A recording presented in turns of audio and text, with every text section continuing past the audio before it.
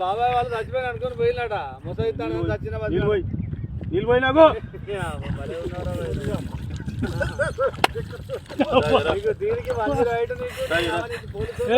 ఎందుకు పన్న వాళ్ళ తాయి పండుకున్నా ఎందుకు అనుకున్న వాళ్ళ ఈ చల్లదనానికి ఎండకు చేయలేక కన్నీకి ఓడిపోయి వచ్చిన గెవలేక ఏం చేసావు 10 రోజుల నుంచి గణేట్ చేత నాతో గట్టించి నా కష్టం దోచుకొని గణేట్ రాయ్ నాకు అంటే డబ్బులు ఇచ్చారు కానీ క్షమ